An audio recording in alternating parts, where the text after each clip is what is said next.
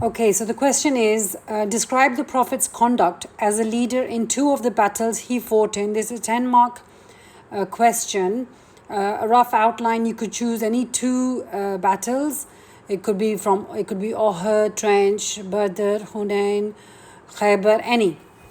In which he fought in. Remember, in which he fought in. Why wouldn't you choose Mu'tah? Because he was not in Mu'tah. So make sure that he was present in the battle if you're going to choose it, right? And the conduct as a leader. So how are you going to assess him as a leader? What can Muslim leaders today learn from the Prophet's conduct in their relation with others? So by watching the Prophet's conduct, by observing his conduct, what do Muslim leaders today, what can Muslim leaders today learn? Okay, let's see my first slide. So if I pick up Badr, suppose I'm picking up Badr as the battle I want to discuss. One thing that Muslim leaders today can learn is that he led from the front. He did not sit back in some sort of office or did not sit back in some sort of bunker. He led from the front. Whereas today, many Muslim leaders, we've just seen two recent wars that took place, but who was at the front line? The soldiers, basically. Soldiers are always on the front line, and the leader of the institutes are always far way back and well protected. So if you want to, what Muslim leaders can learn is that lead from the front. Be there at the front line. Don't try to be protected by so many, in a bunker or in an office that is fortified with guards and everything. Okay, and the sincerity, what can be learnt from the Prophet as a leader when he was in the Battle of Badr was his sincerity towards that small band of the army that was 313 in number. It said it was 313 in number. Remember, he cried for them. He literally cried for each and every one. He cried the whole night in prayer that, oh Allah, if we lose this battle, and this small band of Mu'min, if they perish, then there will be no one left to preach your religion. So you could tell by the sincerity he was worried about the mental state of his companions, because remember they were worried because they were facing warlords who were the Makkans, and they were naturally 3 times in a larger number than what they were. And they were known for their persecution, and they, how zalim and how, bad they are as when they come to war. So the Prophet, when he was praying, he prayed for his, companions, and he could see their fear. He could see that they were anxious. And then remember when the verses were revealed that Allah will send angels for your help, and when the Prophet told the companions that Allah is going to send angels as your help, that boosted up their morale, and then not just, it was also mentioned that if you are Ishrun, if you are 200 and the enemy comes in surplus, then you will still overcome them. Even if you're in 2,000 and the army is surplus, you will always overcome them. So the Prophet also did not just pray for them, for his companions, didn't just show sincerity, but he also motivated them. When Allah sent down the motivation, he also motivated his companions. So as I said, at Uhud, the Prophet ﷺ sat a Majlis al-Shura, which is a lesson for the leaders of today, that if there is a security threat or they are going to go to war, it must be discussed amongst many people. It should never be a one-man game. Then if you see youth's view accepted, I have a pointer here that the youth's view accepted. Whereas, at the time of Uhud, when the Majlis al-Shura was sat, the senior companions, they all agreed to fight inside Medina, right? But it was the youth, it was the young Muslims who insisted, the new generation insisted that they should go outside of Medina and to and fight there. So today's leaders should be open for innovation, should be open for the young minds' views, because when you've reached to an age of maturity, and your mind becomes rigid, leaders of today, they don't listen to the common man's perception, their perspective basically. So what Muslim leaders can learn from the Prophet's amal is that they should also accept the views of the youth, the new generation, and they should also, they should keep in mind how the new generation feels also, because they were so because they were young and they were so energetic when it came to war. That's why the Prophet took that into consideration. That's why he left Medina and went to go and fight at the place of Uhud. Okay, patient. And I've got / Munafiq.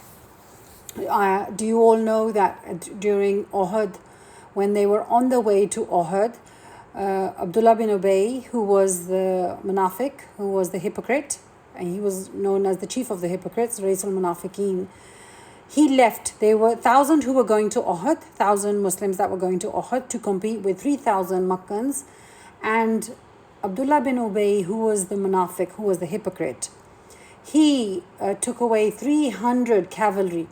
In other words, he broke the Muslim army, and he broke the strength of the Muslim army. What did he say? That his view was that, the Prophet did not listen to us.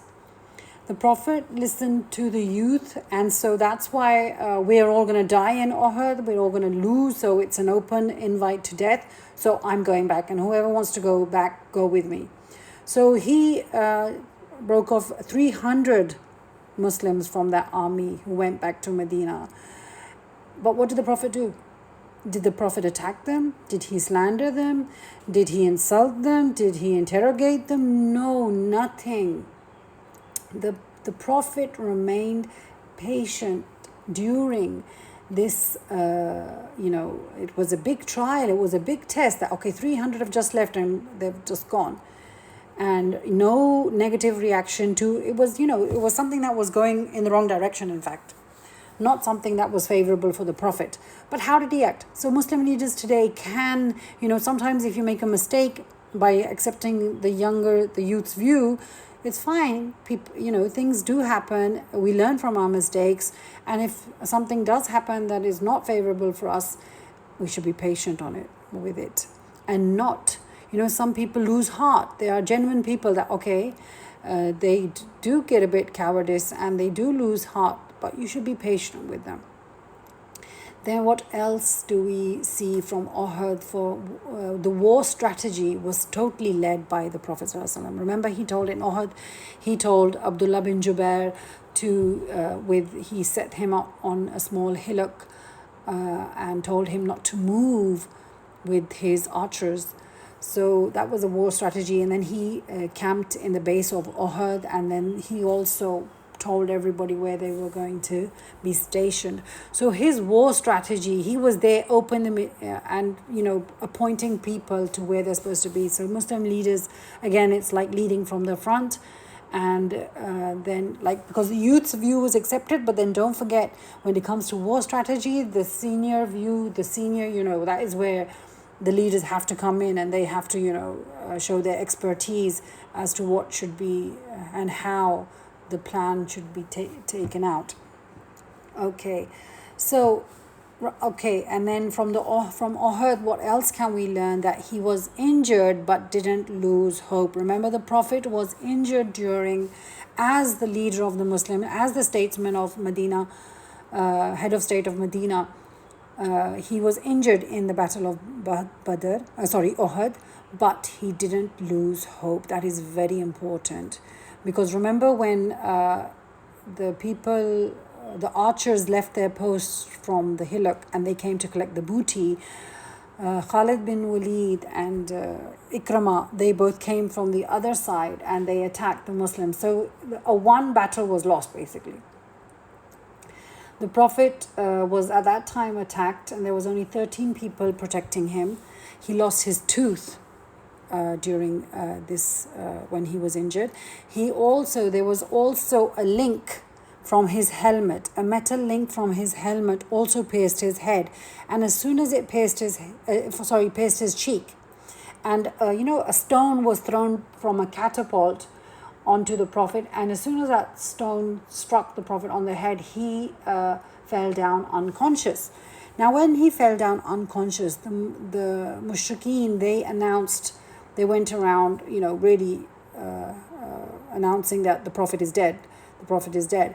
And the Muslims lost hope, basically. As soon as they heard that the Prophet has passed away, they lost hope.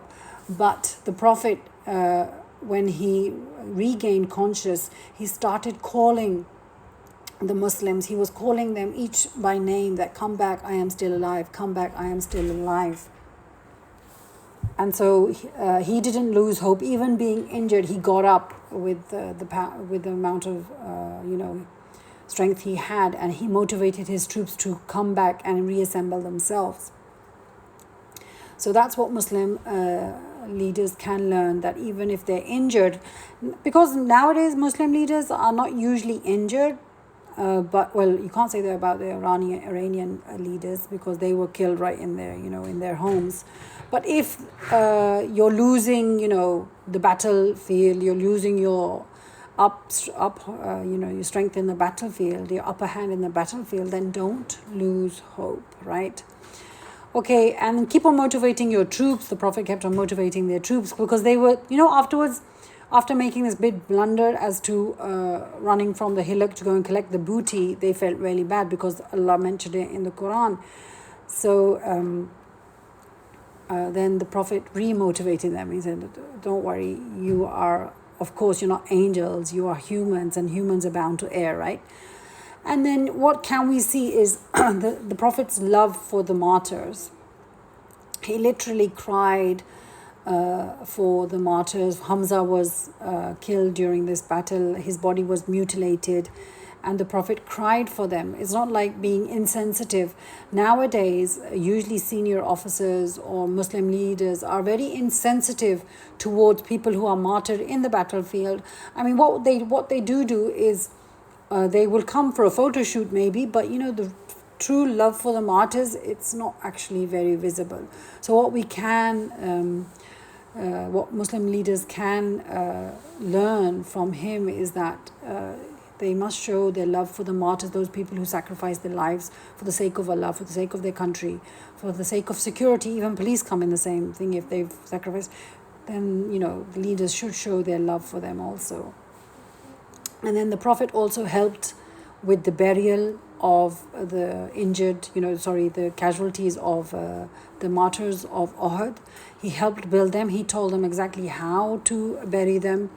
And he also gave one body didn't have a burial shroud, so he gave his own cloak for the shrouding of one person.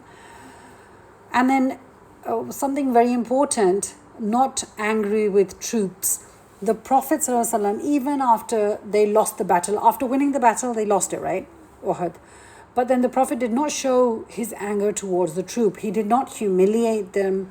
Nowadays, the leaders, I'm sorry to say, but leaders on the general, I was watching something on news the other day in which one person is scolding senior doctors in front of the camera. That is no way to act with senior people. There's no way that you should interact with your subordinates. I mean, humiliating somebody in front of the camera, it shows that we are far away from the seerat of the Prophet ﷺ. So we should be humble and respectful to anybody who is working under us, right? We have no right to humiliate anybody who is working under us. They are not our slaves. They may be working under us, but everybody deserves respect. Okay, so if we go to the trench, what do we learn from the Battle of the Trench? Again, Majlis al-Shura was sat, and remember, open for strategic innovation. The Prophet ﷺ was open for strategic innovation. Wait a minute. So open for strategic innovation. What was the strategic innovation at that time? Salman Farsi, uh, giving the option of digging a trench. It was not an Arabic, strategic war plan, but it was a plan of Persians. It was the strategy of the Persians basically. But the Prophet, you don't find him being rigid. No, he was totally open for something new. And if you see in this, as it stars, I've got drones and cyber attacks. In our recent war or escalation with India, you can see that yes, innovation. Thank God, our leaders are open to innovation. Right, that is one thing that they have learned, in fact, from the Prophet, that drones were used and cyber attacks. The reason why we had India down on his knees was because of the cyber attacks, because that had brought everything that they were trying to, even if they were trying to stop a missile attack or a drone attack, you need they are computerized, right? And if your computers that are supposed to be managing or bringing down the drones or the missiles are attacked and hacked, then it's impossible. That's what brought them down on their knees, basically. Okay, so working hard, building, if you can see, the Prophet ﷺ at the time of the trench, he worked as hard as all of the companions in digging that trench. So what our Muslim leaders need to learn this part, properly. I mean, nowhere can you see this amal or this part of the seerah, this characteristic, in present day Muslim leaders. The whole, you'll see the workers working, you'll see people working hard, physical manpower, they'll have people working for them, but you'll never see a Muslim leader working, hard as the Prophet ﷺ did. They will order things to happen from their AC, air-conditioned rooms. So remember, when you're solving the question, you don't have to say that, yeah, they can learn this, they can learn this. You can also give your point of view and your logic and your opinion and your reasoning there that this is never going to happen, basically, working hard as the Prophet worked hard for the trench. Although that is something that they learn, but it's totally, I think it will never be applicable by the Muslim leaders because they've got too used to luxury lives and living, working in AC, air-conditioned rooms. So you can give your opinion, because this is opinion-based question, remember? Answer. Your B part, they want to see your opinion. Ma'am आपकी आवाज़ cut रही है. अभी भी cut रही है, totally cut रही है. Your voice isn't clear. Okay, let me just check my... okay, so working hard, hungry. Remember the Prophet ﷺ, when the rest of the companions complained that they were hungry whilst digging the trench, the Prophet lifted his shirt to show them that he had a stone, attached to his stomach so that he could stop the pangs of hunger. So, when the adverse situations that the companions were going through, the leader of the Muslims was also going through that. But today, do we see this today? Is it visible anywhere today that the problems that the lower workers are going through, are the leaders, Muslim leaders, going through the same problems? But then again, amongst many leaders, sometimes you do have genuine leaders also. I'll give you an example that you can also quote. Do you remember in Pakistan the Gyari avalanche that took place? Have you heard of it? Gyari. It was an avalanche that took place in Siachen, and we were in Gilgit at that time, and so my husband was responsible for the logistics, and our GOC, who was the general commanding officer, he stayed at the camp base where they were excavating, for finding bodies. And, so many people said that, why don't you just fly back to Gilgit daily and then come and visit daily and just, monitor it from behind. And hats off to that person. He stood there until the last body was excavated from that site. And Siachen, living in Siachen it's very difficult because it's -0, -40 degree, zero temperatures. And he stood there and he said, no, everybody kept on saying that you go back. He said, until the last troop, the last soldier of mine is not excavated from this avalanche, I'm not going to leave. And literally we saw that he did not come back to his office, not even one day, until everything. So even today, there are still good souls in the leaders that do, take the pain and, they suffer with the rest of the people. But the majority of the Muslim leaders have to adopt this quality as, bearing the pain along with their soldiers. And then never choose self above others. He never chose himself above others. Why have I got that? Because he could have said that, like our leaders, okay, I should be comfortable, I should, I should eat, forget about the rest. They're my workers. He never chose himself above others. This is what today's Muslim leaders need to learn, that they should be selfless, not selfish, not always think about how they're, and it's so obvious in our society that many leaders, all they're thinking about is how well they are living, how medically facilitated they are. They will get their treatment done in foreign countries, but when it comes to their subordinates and the common public, they have to go to civil hospitals which don't even have all the facilities. And then again, dealt with internal threat. The Prophet ﷺ also dealt with internal threat. What was the internal threat? Remember when they were at the trench, the Banu Qurayza, I believe, was the one who said that we're going to attack the Muslim families from the back. So he dealt that perfectly. He didn't go after a killing spree, he didn't just start killing people. He sent a few of his soldiers, his loyal companions, to go and deal with it.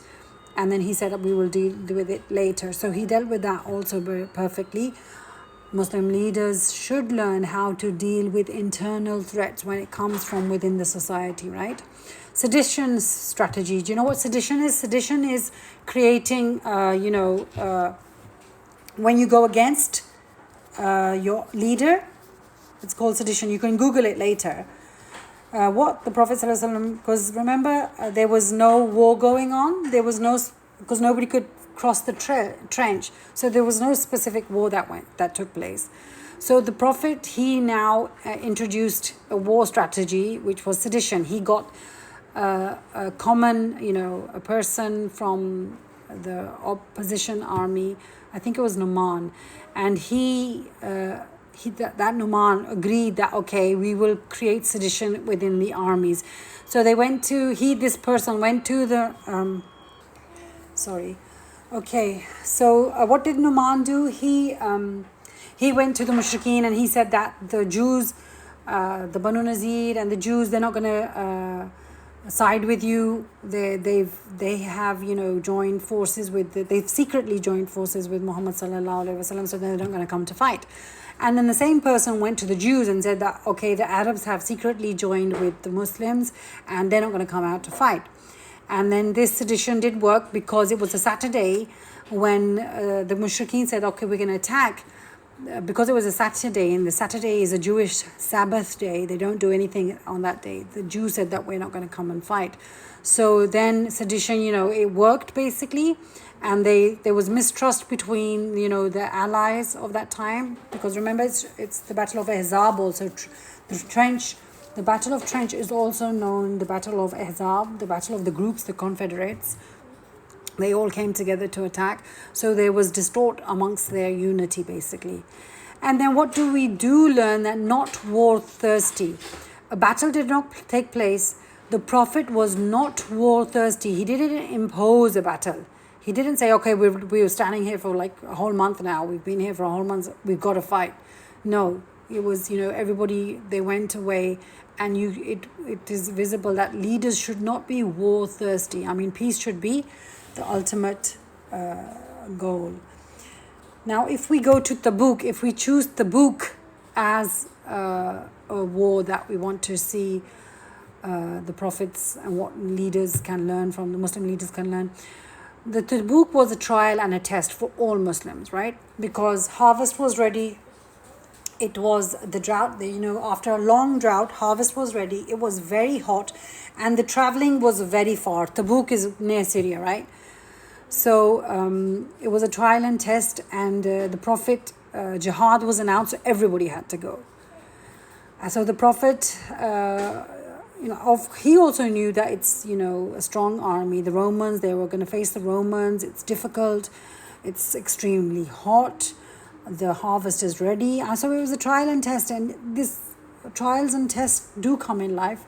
But it's up to the Muslim leaders to encourage the Muslims to, overcome these trials and overcome these tests and let them know that it will pass. So the Prophet ﷺ encouraged the Muslims to overcome their fears of heat, of, the summer weather and the loss of their harvest, or, the facing of the Romans, the huge force.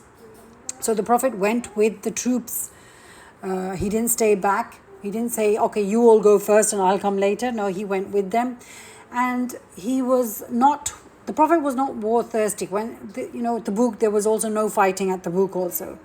They went to the border of where the Roman Empire was. Nobody came to fight them, so they came back with no fight. And then the Prophet ﷺ, when he was leaving Medina, he left a deputy.